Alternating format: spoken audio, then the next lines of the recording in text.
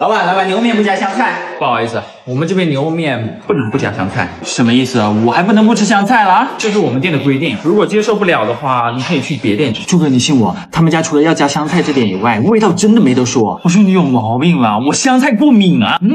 这味道是不错哈，是吧？就是这个香菜吃起来太碍事了，要是没有香菜就完美了。朱哥，你先把面给我。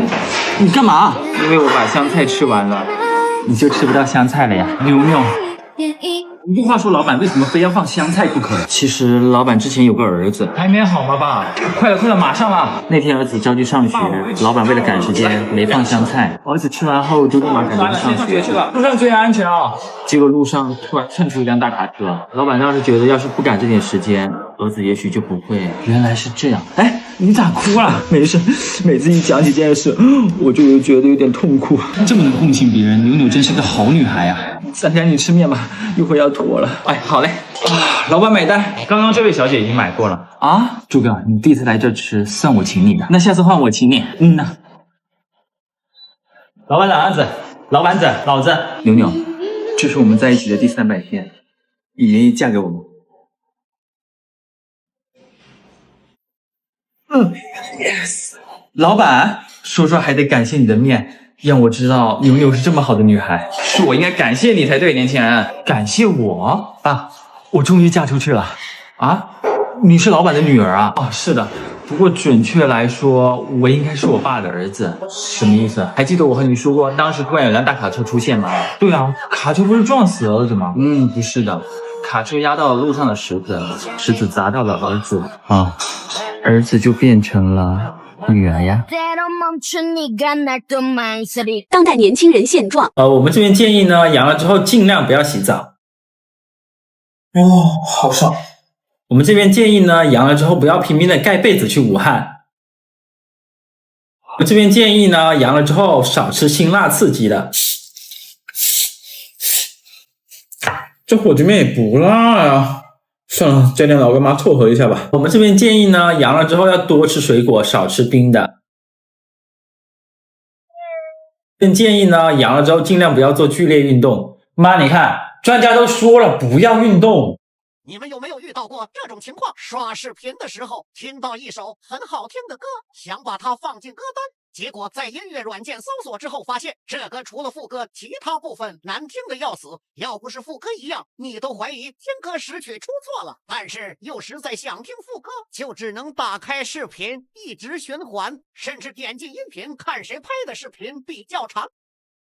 小时候零花钱特别少，一周只够买1包辣条，当时恨不得1张钱掰成2张来用，然后我就进了2天少管所，所以一直梦想着哪一天也能发行自己的货币，这样的话想花多少自己就造多少就行了。正巧的是那时候二哥正在学画画，他画的奥特曼啊，那叫一个栩栩如生，每天找他画奥特曼的同学啊，都从门口排到了厕所，可谓是一奥难求。看到这样的情景，突然一个伟大的想法就在我脑海中诞生了。于是我找到了二哥，跟他说出了我的想法，我们可以一起创造自己的货币。首先根据面值的大小画上不同的奥特曼，想要买二哥的话，就得用我们发行的奥特币来买。同时成立光之国银行，所有奥特币的最终解释权归光之国银行所属，我和二哥则各占1半的股份。接着我再把我的压岁钱拿出来全部买零食，如果你不想买的话，也可以用低于市价的奥特币来购买零食。这一基础资金的注入，一下子推动了奥特币的普及，一时间大家都以拥有奥特币为荣，而我和二哥作为奥特币的发布者，自然也是赚得盆满钵满。毕竟缺钱了，直接画就行。但随着我们的挥霍无度，奥特币越来越多，贬值的也越来越快。后来啊，100块钱的奥特币只能买1包5毛钱的辣条，二哥坏的手都抽筋了，也换不了几包辣条。这样奢侈惯了的我们，一下子有了落差。于是我打算扩大奥特币的面值，推出100万系列。开始的时候，二哥还是有顾虑，害怕同学们不接受，但我觉得他格局小了，人家冥币都是1000万起步的，我们搞个100万算什么？再说了，我们可以说这是地府和光之国联名发布的阴间币，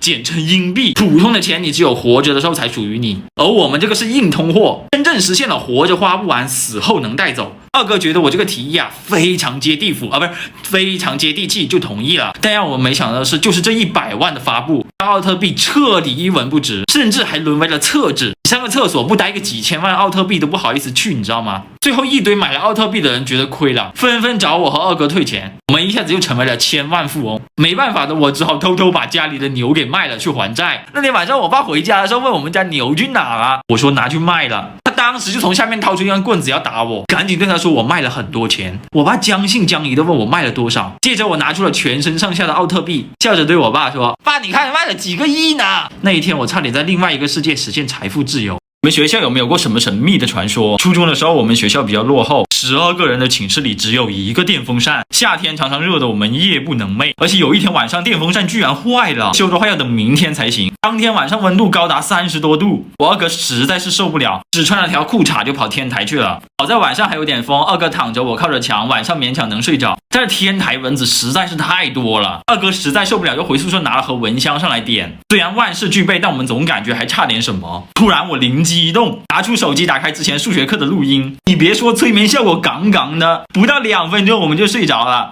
本来以为这一夜就这么过去了，但没想到第二天学校贴吧直接炸开，有一条晚上男生宿舍天台闹鬼的帖子被疯狂转发，竟然是昨晚一个女生起来上厕所，发现对面男生天台上有一个人坐着，有一个人躺着，躺着的人身上盖着一条白布，而坐着的人面前有一股烟缓缓升起，而且最重要是周围还一直传来人的声音，什么口塞人啊、阿尔法，疑似在念经作尸还魂。更妙的是他还用手机拍了一张照片，因为当时手机像素很低，拍出来特别模糊，结果使得这件事情更加神秘了。从此天台就被学校给封住了，这件事也成为了我们学校里的一个传说。后来我把这件事情告诉我表弟，他听到后特别兴奋，表示自己也要成为学校传说。当天晚上他就学着我们这样做了，没想到的是第二天就被抓了。原因是现在学生用的手机啊，都是些什么能够放大50倍还能还原夜景的手机，大晚上的连他内裤上的愤怒小鸟的图案都拍出来了，真的是科技改变生活。且据知情人士分析，表弟是想从男生宿舍天台弹射起步，用高度差飞到女生宿舍去，就这样他如愿以偿的成为学校传说中的变态。